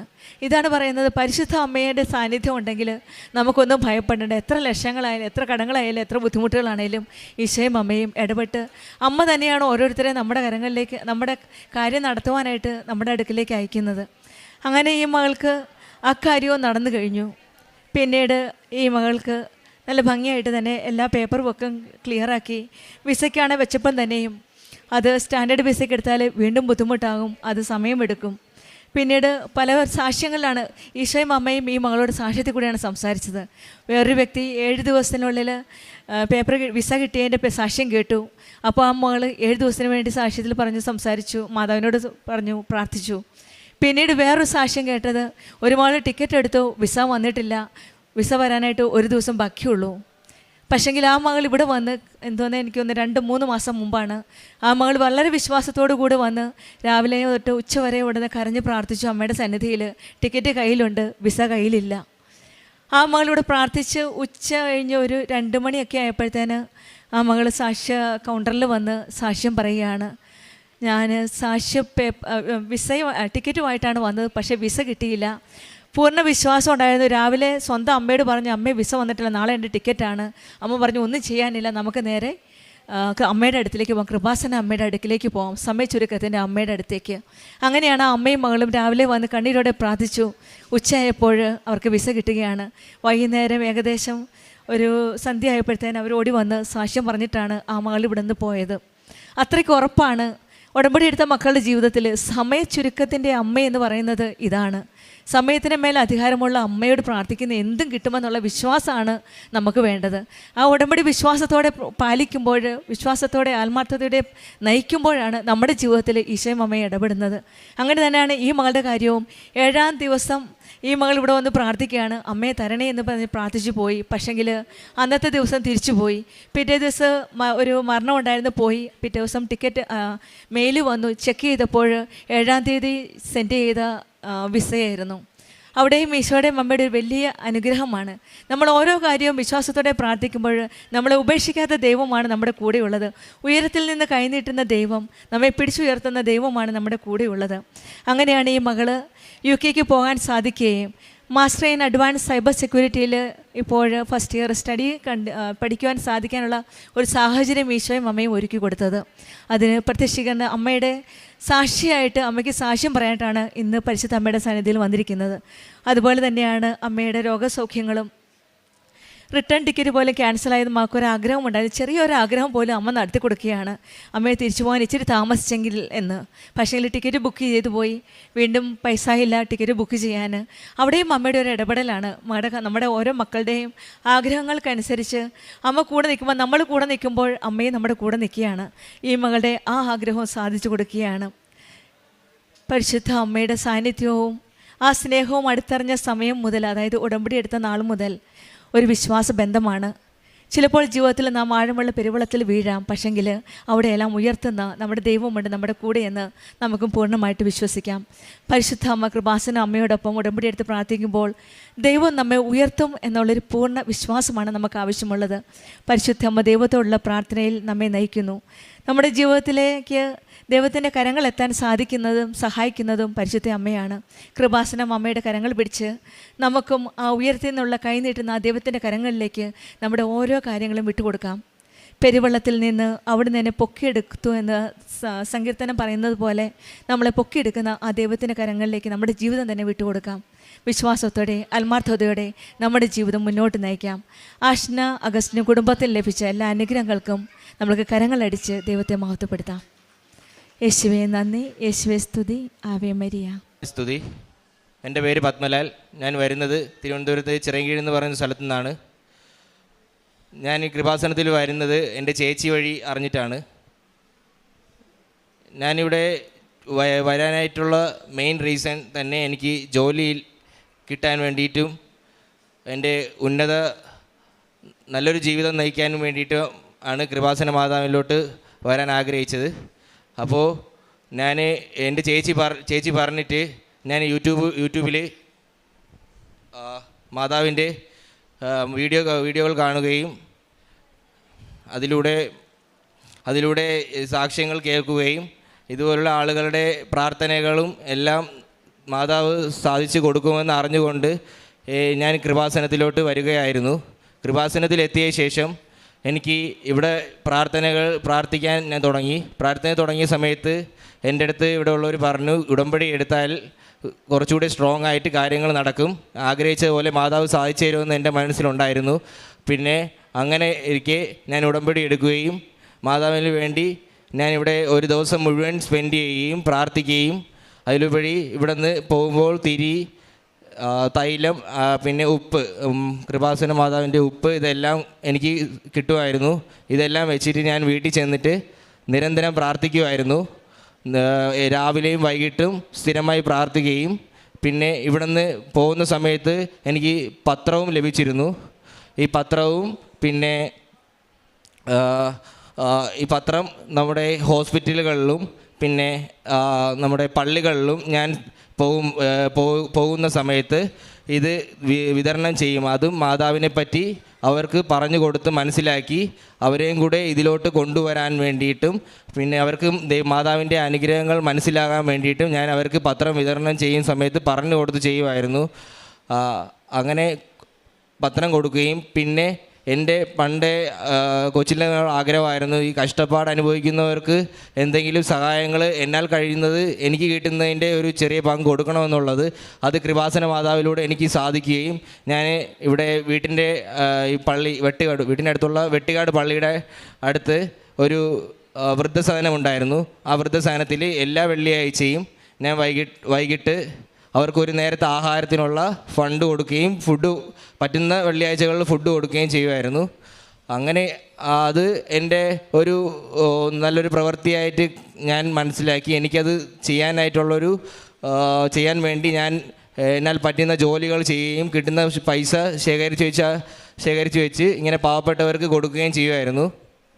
ഇതിലൂടെ ഞാൻ നിരന്തരം പ്രാർത്ഥനയിൽ മുഴുങ്ങി ഡെയിലി രാവിലെ 5 മണിക്ക് എനിക്ക് രാവിലെ എഴുന്നത് ഭയങ്കര ബുദ്ധിമുട്ടാണ്. പക്ഷേ എനിക്ക് മാതാവിൻ്റെ വിശ്വാസം വന്നതോടെ ഈ സാക്ഷ്യങ്ങൾ കേട്ട് ആൾക്കാർക്ക് നല്ല പോലുള്ള ജീവിതം നയിക്കുന്നത് കണ്ടിട്ടും അവർക്കെല്ലാം മാതാവിൻ്റെ അനുഗ്രഹങ്ങൾ ലഭിച്ചതുകൊണ്ടും പ്രാർത്ഥിച്ചാൽ എൻ്റെ കാര്യവും നടക്കുമെന്ന് മനസ്സിലാക്കി ഞാൻ എല്ലാ ദിവസവും രാവിലെ ഉണരുകയും ചെയ്ത് നിരന്തരം പ്രാർത്ഥിക്കുകയും എന്നാൽ കഴിയുന്ന സമയങ്ങളിലെല്ലാം പള്ളികളിൽ പോവുകയും ചെയ്യുമായിരുന്നു. ഞാനൊരു ഹിന്ദുവാണ്, പക്ഷേ എനിക്ക് മാതാവിൽ വിശ്വാസം വന്നതോടെ അങ്ങനെ എല്ലാ പള്ളികളിലും ഞാൻ പ്രാർത്ഥിക്കുമായിരുന്നു. അങ്ങനെ ഒരു ദിവസം അത് കഴിഞ്ഞ് 3 മാസം കഴിഞ്ഞിട്ട് ഞാൻ പ്രാർത്ഥിച്ചത് നടന്നില്ല. അങ്ങനെ ഞാൻ വീണ്ടും ഇവിടെ വന്ന് ഉടമ്പടി പുതുക്കിയ സമയത്ത് മാതാവിനോട് കരഞ്ഞ് പ്രാർത്ഥിച്ച് പറഞ്ഞു, മാതാവ് എനിക്ക് പറ്റുന്നതിൽ ഞാൻ ചെയ്യുന്നുണ്ട്, ഞാൻ പ്രാർത്ഥിക്കുന്നുണ്ട്, നല്ല രീതിയിൽ ചെയ്യുന്നുണ്ട്, മാതാവ് എന്നെ അനുഗ്രഹിക്കണമെന്ന് പറഞ്ഞു. അങ്ങനെ അത് നിരന്തരം വന്നിട്ട് ഞാൻ വീട്ടിൽ പോയി വീണ്ടും എൻ്റെ കാര്യങ്ങൾ ഞാൻ കറക്റ്റായിട്ട് ചെയ്യുമായിരുന്നു. അങ്ങനെ ഇരിക്കെ എൻ്റെ ഏറ്റവും ആഗ്രഹം എന്ന് പറഞ്ഞാൽ ജോലി കിട്ടണമെന്നാണ്. അങ്ങനെ ഇരിക്കെ പെട്ടെന്ന് എൻ്റെ വീട്ടിലെ കൂടെയുള്ള കൂട്ടുകാരെല്ലാവരും കോളേജ് കഴിഞ്ഞപ്പോൾ തന്നെ ജോലി കാര്യങ്ങളായിട്ട് അവർ രക്ഷപ്പെടാനും ഓരോരോ വഴിക്കായി. അങ്ങനെ വർഷങ്ങൾ തോറും പൊയ്ക്കൊണ്ടിരുന്നതുകൊണ്ടാണ് എനിക്കിവിടെ ജോലി വേണമെന്ന് ആഗ്രഹിച്ച് മാതാവിനെ കാണാൻ വരുന്നത്. അങ്ങനെ പെട്ടെന്നൊരു ദിവസം എൻ്റെ ചേച്ചി കല്യാണം കഴിച്ച ചേട്ടൻ പറഞ്ഞു, ഇങ്ങനെ വിസ എടുത്ത് പോയി നോക്ക്, ചിലപ്പോൾ ജോലി കിട്ടാൻ ചാൻസ് ഉണ്ടെന്ന് പറഞ്ഞു. അങ്ങനെ ഞാൻ വിസ എടുത്ത് ഗൾഫിൽ പോയ സമയത്ത് പോണതിന് മുമ്പ് മാതാവിനെ ഒന്ന് കണ്ട് ഞാൻ പ്രാർത്ഥിച്ചിട്ട് പറഞ്ഞു, എനിക്കിവിടെ ഇങ്ങനെയാണ് ജോലിക്ക് വേണ്ടി ഞാൻ പോവുകയാണ്, മാതാവേ കൂടെ ഉണ്ടാവണേ എന്ന് പ്രാർത്ഥിച്ചാണ് പോയത്.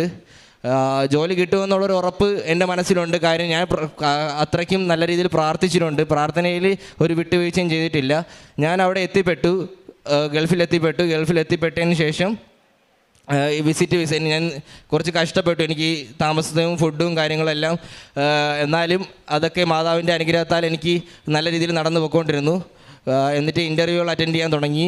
അങ്ങനെ 1-2 ഇൻ്റർവ്യൂകൾ പോയി അറ്റൻഡ് ചെയ്തു, ഒന്നും നടന്നില്ല. പിന്നെ 1-2 എനിക്ക് പറ്റിക്കപ്പെട്ടു, പൈസ കൊടുക്കേണ്ടി വന്നു, പറ്റിക്കപ്പെട്ടു. എന്നിട്ട് ഞാൻ കൈവിട്ടില്ല. ഞാൻ എൻ്റെ മാസം തീരുന്നു ആ സമയത്ത് വേറൊരു ഇൻ്റർവ്യൂ ഇങ്ങനെ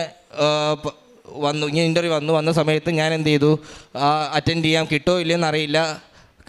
എന്തായാലും അറ്റൻഡ് ചെയ്യാമെന്ന് പറഞ്ഞ് അൽമറായി എമിറേറ്റ്സ് കമ്പനി എന്ന് പറയുന്ന ദുബായിലുള്ള ഡയറി കമ്പനിയിൽ എനിക്ക് ഒരു ഇൻ്റർവ്യൂ കോൾ വന്നു. ഇൻ്റർവ്യൂവിന് പോയി.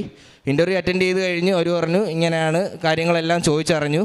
അവിടെ ചെന്നിട്ടും ഞാൻ ഈ നേർച്ച വസ്തുക്കൾ ഉപയോഗിച്ച് എന്നും ഉടമ്പടി തൈലം, ഉപ്പ് ഇൻ്റർവ്യൂവിന് പോണതിന് മുമ്പ് തന്നെ തൈലം നെറ്റിയിൽ പുരട്ടുകയും ഉപ്പ് നാക്കിൽ പുരട്ടുകയും ചെയ്ത് കഴിച്ച് മാതാവിൽ വിശ്വസിച്ച് തിരി കത്തിച്ച് പ്രാർത്ഥിച്ചതിന് ശേഷമാണ് ഞാൻ ഇൻ്റർവ്യൂവിന് പോകുന്നത്. ഇൻ്റർവ്യൂവിൽ എനിക്ക് പോകുന്നതിന് മുമ്പ് ഒരു വിശ്വാസം ഉണ്ടായിരുന്നു, എനിക്ക് നല്ലോണം പെർഫോം ചെയ്യാൻ പറ്റും, പിന്നെ മാതാവിൻ്റെ അനുഗ്രഹത്താൽ കിട്ടുമെന്നൊരു ചെറിയ വിശ്വാസത്തിലാണ് ഞാൻ പോയത്. അങ്ങനെ പോയ ഇൻ്റർവ്യൂവിന് പറഞ്ഞ ഒരു ഇൻ്റർവ്യൂ കഴിഞ്ഞു, വിളിക്കാമെന്ന് പറഞ്ഞു. ഒരു കുറച്ച് ദിവസം കഴിഞ്ഞപ്പോൾ ഓഫർ ലെറ്റർ വരുന്നു, ഇങ്ങനെയാണ് ജോലി റെഡി ആയിട്ടുണ്ടെന്ന് പറയുന്നു. അത് ഒരു തുടക്കമാണ് ഈ വിശ്വാസം. എന്നിട്ട് ഞാൻ മാതാവിനോടുള്ള പ്രാർത്ഥനയൊന്നും നിർത്താതെ ഞാൻ എന്നാൽ കഴിയുന്ന സഹായങ്ങൾ വീണ്ടും എൻ്റെ കയ്യിലുള്ള പൈസ വെച്ച് നാട്ടിൽ അയച്ചു കൊടുത്ത് അവർക്ക് ഈ വൃദ്ധസദനത്തിൽ അവർക്കുള്ള ഫുഡിനുള്ളത് എല്ലാ വെള്ളിയാഴ്ചയും ചെയ്യുമായിരുന്നു. പിന്നെ ഡെയിലി രാവിലെ 5 മണിക്ക് കഴിച്ച് പ്രാർത്ഥനയിൽ തൈലം നെറ്റിയിൽ പുരട്ടുകയും ഉപ്പ് നാക്കി പുരട്ടി കഴിക്കുകയും ചെയ്യുമായിരുന്നു. ഈ സമയങ്ങളിലും എൻ്റെ മനസ്സിൽ ഈ ഓഫർ ലെറ്റർ വന്ന വിശ്വാസത്തിലും ഞാൻ കൈവിട്ടില്ല മാതാവിനെ. എനിക്ക് അടുത്ത അവർ എന്നെ നേരിട്ട് വിളിച്ചിട്ട് ഇങ്ങനെ എൻ്റെ ജോലി ഇന്ന ഡേറ്റിൽ ജോയിൻ ചെയ്യണമെന്ന് പറഞ്ഞു. അപ്പോൾ തന്നെ എനിക്ക് വളരെ ഒരു ആശ്വാസമായ കാര്യം, ഞാൻ നാട്ടിൽ തന്നെ എനിക്ക് ജോലിയില്ല, ഞാൻ പഠിച്ച ഫീൽഡുമായിട്ട് ജോലി കിട്ടാൻ വളരെ പാടാണ്. അതുകൊണ്ട് തന്നെ ഈ ഒരു ജോലി എനിക്കൊരു സ്വപ്ന തുല്യം തന്നെയായിരുന്നു. അങ്ങനെ അവർ വിളിച്ച് ജോലി തരാമെന്ന് പറഞ്ഞു. ജോലി കിട്ടി, ജോലിക്ക് ജോയിൻ ചെയ്തതിന് ശേഷം അവിടെ ജോലിക്ക് കയറി സ്റ്റാർട്ട് ചെയ്ത സമയത്തും മാതാവിനോടുള്ള പ്രാർത്ഥന കൂടി. കാര്യം നമ്മൾ ആഗ്രഹിച്ച് വന്ന കാര്യം മാതാവ് സാധിച്ചു തന്നു. അതുകൊണ്ട് എനിക്ക് ആ ആഗ്രഹം സാധിച്ചതിൽ മാതാവിനോട് വിശ്വാസം കൂടി, വീണ്ടും പ്രാർത്ഥന കൂടി. ഞാൻ ജോലിക്ക് പോയി. ആദ്യ കാലഘട്ടങ്ങളിൽ വളരെ ബുദ്ധിമുട്ടായിരുന്നു. കാരണം ഞാൻ രാവിലെ എനിക്ക് 12 മണിക്കും 1 മണിക്കും പോകണം. ഡയറി കമ്പനി ആയതുകൊണ്ട് വെളുപ്പിനെ എഴുതിക്കണം. പിന്നെ ഭയങ്കര പാടായിട്ട് തോന്നി, എനിക്ക് തിരിച്ച് വരണമെന്നൊക്കെ തോന്നി. ഒന്നിന് ഞാൻ മടി കൂടാതെ പിടിച്ച് നിന്നിട്ട് ജോലിക്ക് മാതാവിൽ പ്രാർത്ഥിച്ച് ഡെയിലി രാവിലെ എഴുതിക്കുമ്പോഴും പോകുന്ന 12 മണിക്കായതുകൊണ്ട് അതിന് മുമ്പ് എഴുതിച്ചിരുന്ന് പ്രാർത്ഥിക്കുമായിരുന്നു. പ്രാർത്ഥിച്ചിട്ട് വൈകിട്ട് വരുന്നത് 4-5 മണിക്കാണ്. എന്നിട്ട് വന്നിട്ട് പ്രാർത്ഥിക്കുമായിരുന്നു. പ്രാർത്ഥന മുടങ്ങിയിട്ടില്ല, കഷ്ടപ്പെട്ട് പ്രാർത്ഥിക്കാൻ തുടങ്ങി. പിന്നെ എനിക്ക് നിരന്തരം പോകാനുള്ളൊരു ധൈര്യവും ശക്തിയും മാതാവ് തന്നു. എനിക്ക് അതിലൊരു പിന്നെ ഒരു ജോലിയോട് ചെയ്യാനൊരു ആത്മാർത്ഥതയും തോന്നി. അത് കഴിഞ്ഞ് ജോലിക്ക് പൊക്കോണ്ടിരിക്കുക തന്നെ ഞാൻ എന്ത് ചെയ്തു, എനിക്ക് ഏറ്റവും വലിയ ആഗ്രഹമായിരുന്നു UAE ലൈസൻസ് എടുക്കണമെന്ന്. കാര്യം എൻ്റെ കൂട്ടുകാരെല്ലാം ഇങ്ങനെ എടുക്കുന്നതായിട്ടും അവിടെ ഇങ്ങനെ ലൈസൻസ് എടുത്താലേ ഉപയോഗം വരുള്ളൂ എന്നൊക്കെ അറിഞ്ഞുകൊണ്ട് ഞാൻ എന്ത് ചെയ്തു, 2 മാസം കഴിഞ്ഞപ്പോൾ തന്നെ എൻ്റെ ഉള്ള പൈസ വെച്ചും കടം വാങ്ങിച്ചും ഞാൻ UAE ലൈസൻസ് എടുത്തു. 3 മാസം, ഒരു 1-1.5-2 മാസം കൊണ്ട് തന്നെ ഞാൻ ആ ലൈസൻസ് എനിക്ക് നേടിയെടുക്കാൻ പറ്റി.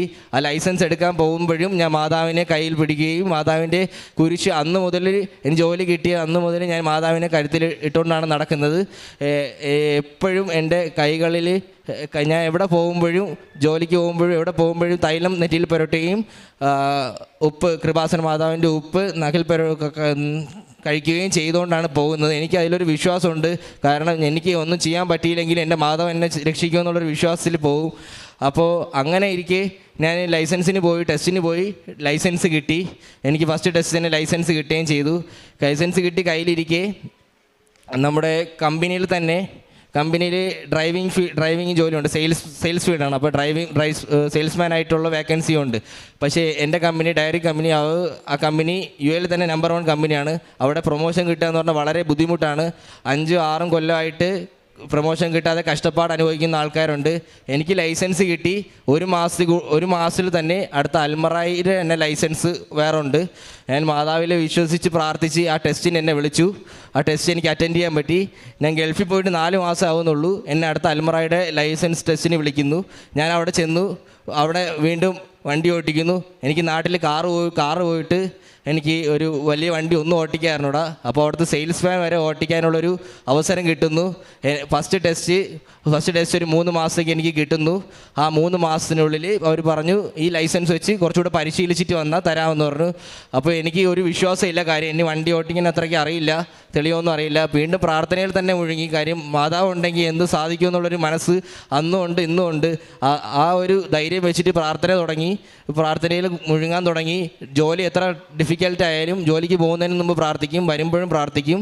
കഷ്ടപ്പെട്ട് മാതാവിനെ കൂടെ കൂട്ടി അടുത്ത 3 മാസം ടെസ്റ്റ് കഴിഞ്ഞ് അവർ 1 മാസം കഴിഞ്ഞപ്പോൾ തന്നെ വീണ്ടും ടെസ്റ്റിന് വിളിച്ചു. 3 മാസം പറഞ്ഞിട്ട് 1 മാസം ആയപ്പോൾ തന്നെ വിളിച്ചു. വീണ്ടും വിളിച്ചിട്ട് അവരെന്ത് ചെയ്തു, എന്നെ ഒന്നുകൂടെ ടെസ്റ്റ് ചെയ്യിപ്പിച്ചു. എനിക്ക് എങ്ങനെയെന്നറിയില്ല, ഞാൻ നേരത്തെ ചെയ്യുന്നതിനേക്കാളും നല്ല അടിപൊളിയായിട്ട് ചെയ്യാൻ കഴിഞ്ഞു. അങ്ങനെ ചെയ്ത് കിട്ടി. സ്പോട്ടിൽ തന്നെ ഒരു 1-2 ദിവസം കഴിഞ്ഞപ്പോൾ തന്നെ അവർ എൻ്റെ അടുത്ത് പറയുന്നു, നാളെ മുതൽ സെയിൽസ്മാനായിട്ട് ജോയിൻ ചെയ്തോളാൻ. കാര്യം 4 മാസം ഞാൻ ഇവിടുന്ന് പോയിട്ട് 4 മാസമേ ആവുന്നുള്ളൂ. എനിക്കവിടെ സെയിൽസ്മാനായിട്ടുള്ള ജോലി കിട്ടി. സെയിൽസ്മാൻ്റെ ജോലി എന്ന് പറഞ്ഞു കഴിഞ്ഞാൽ ഡ്രൈവിംഗ് വിത്ത് സെയിൽസ് ചെയ്യണമെന്നാണ്. അപ്പോൾ എനിക്കറിയില്ല എങ്ങനെയാണ് ഇത് സംഭവിച്ചതെന്ന്. കാര്യം അവിടെ 5, 6, 7 കൊല്ലമായിട്ട് ഓരോരുത്തർ കഷ്ടപ്പെടുന്നുണ്ട് ലൈസൻസ് എടുക്കാനും, അതിനുപരി അവർക്ക് അവിടെ ഒരു പ്രൊമോഷൻ നേടിയെടുക്കാനും. ചെന്നിട്ട് എൻ്റെ സ്റ്റാറ്റസ് മാറി, എൻ്റെ റെപ്യൂട്ടേഷൻ മാറി. എനിക്ക് കിട്ടാനുള്ളതിൽ വെച്ച് ഏറ്റവും നല്ലൊരു ജോലി എന്നെ ഒരു 5 മാസം കൊണ്ട് എനിക്ക് എൻ്റെ ലൈഫ് ചേഞ്ചിങ് മൊമെൻ്റ് എന്ന് വേണമെങ്കിൽ പറയാം. അത് എൻ്റെ ഒരു കഴിവുകൊണ്ട് എനിക്ക് ഒരിക്കലും നേടിയെടുക്കാൻ പറ്റത്തില്ല. കാരണം അതിന് അങ്ങനെ ഒരു ഫോർമാലിറ്റീസ് കാര്യങ്ങളുണ്ട്. പിന്നെ ഇത്രയും വലിയ കമ്പനികളിലൊക്കെ പെട്ടെന്ന് പ്രൊമോഷൻ കിട്ടണമെന്ന് പറയുന്നത് തന്നെ ഭയങ്കര ബുദ്ധിമുട്ടാണ്. എൻ്റെ മാതാവ് തന്നെയാണ് സത്യം പറയാമല്ലോ, ഇതിന് ഒന്നും പറയാനില്ല. എല്ലാവരും മാതാവിൽ വിശ്വസിക്കുക. നാളൊരു സമയത്ത് നിങ്ങളും ഇതുപോലെ പ്രാർത്ഥിക്കുന്നുണ്ട്. ഇന്ന് പ്രാർത്ഥിച്ചു, നാളെ പ്രാർത്ഥിച്ചു, മറ്റന്നാൾ പ്രാർത്ഥിച്ചു, നിർത്തരുത്, തുടരുക. ചെയ്യാൻ പറ്റുന്ന സഹായങ്ങൾ ചെയ്യുക. കയ്യിലുള്ള പൈസ വെച്ച് കുറച്ചൊക്കെ സഹായം ചെയ്യുക. പത്രങ്ങൾ കൊടുക്കാൻ പറ്റുന്നിടത്തൊക്കെ കൊടുക്കുക. മാതാവിൽ അത്രയും വിശ്വസിക്കുക. നിങ്ങൾ നാളെ ഈ സമയത്ത് ഇവിടെ വന്നിരുന്ന് സാക്ഷ്യം പറയാൻ പറ്റുമെന്ന് ഞാൻ വിശ്വസിക്കുന്നു. ഇന്ന് ഞാൻ മാതാവിൽ വിശ്വസിക്കുന്നു, പ്രാർത്ഥിക്കുന്നു. ഞാൻ വെക്കേഷൻ വന്നപ്പോൾ ഇത് പറയണമെന്ന് എൻ്റെ മനസ്സിലുണ്ടായിരുന്നു. അങ്ങനെ ഞാനിവിടെ എത്തി, നിങ്ങളുടെ മുമ്പിൽ ഞാനിപ്പോൾ നിൽക്കുന്നു. എനിക്ക് ഈ സ്റ്റേജിൽ നിന്ന് സംസാരിക്കാൻ വളരെ പേടിയാണ്. കാരണം എന്ന് പറഞ്ഞാൽ എനിക്ക് ഇതിനു മുമ്പ് ഞാൻ സ്റ്റേജിലൊന്നും പ്രസംഗിച്ചിട്ടില്ല, ഒന്നും ചെയ്തിട്ടില്ല. തുടങ്ങിയപ്പോൾ തന്നെ എനിക്ക് അറച്ചറച്ചാണ് ഞാൻ പറഞ്ഞുകൊണ്ടിരുന്നത്. പക്ഷേ ഇപ്പം ഞാൻ ഇവിടെ നിൽക്കുന്നത് ഒരു ധൈര്യത്തോടെയാണ്. അത് ഈ മാതാവിൻ്റെ മുമ്പിൽ എൻ്റെ അച്ഛൻ എനിക്ക് എൻ്റെ തലേ തൊട്ട് എനിക്ക് അനുഗ്രഹിച്ചത് കൊണ്ട് മാത്രമാണ് ഞാൻ ഇപ്പോൾ ഈ നിന്ന് പ്രസംഗിക്കുന്നത്. സത്യം പറയാലോ, ഞാനാണ് പ്രസംഗിക്കുന്നതെന്ന് എനിക്ക് തോന്നുന്നില്ല. അതിന് എല്ലാവരും പ്രാർത്ഥിക്കുക. നാളെ അല്ലെങ്കിൽ മറ്റന്നാൾ നിങ്ങളെ ആഗ്രഹം സാധിച്ച് നിങ്ങളിവിടെ നിന്ന് പ്രസംഗിക്കേണ്ട ഒരു അവസരം വരും എന്ന് ഞാൻ വിശ്വസിക്കും. ഞാൻ എല്ലാവർക്കും വേണ്ടി പ്രാർത്ഥിക്കും. എല്ലാത്തിനും മാതാവിനെ വിശ്വസിക്കുക. മാതാവ് നിങ്ങളെ ഉയരങ്ങളിലെത്തിക്കും. Thank you. പ്രഭാഷകൻ 34:19 തന്നെ സ്നേഹിക്കുന്നവരെ കർത്താവ് കടാക്ഷിക്കുന്നു. അവിടുന്ന് ശക്തമായ സംരക്ഷണവും ഉറപ്പുള്ള താങ്ങും ചുടുകാറ്റിൽ അഭയകേന്ദ്രവും പൊരിവെയിലിൽ തണലും ഇടറാതിരിക്കുവാൻ സംരക്ഷണവും വീഴാതിരിക്കുവാൻ ഉറപ്പും ആണ്. പത്മലാൽ എന്ന ഈ മകൻ്റെ ഉജ്ജ്വലമായ മരിയൻ ഉടമ്പടി സാക്ഷ്യമാണ് നമ്മൾ കേട്ടത്.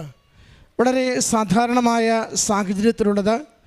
കൂടെയുള്ളവർക്കൊക്കെ ജോലി കിട്ടി പറന്നു പോകുമ്പോൾ തനിക്ക് ഒരു വഴിയും തുറക്കാതെ ക്ലേശിക്കുന്ന നാളുകളിലാണ് അമ്മ മാതാവിനെ തേടി മകൻ കൃപാസനത്തിൽ വന്ന് ഉടമ്പടി എടുത്ത് ജീവിച്ചു തുടങ്ങുന്നത്.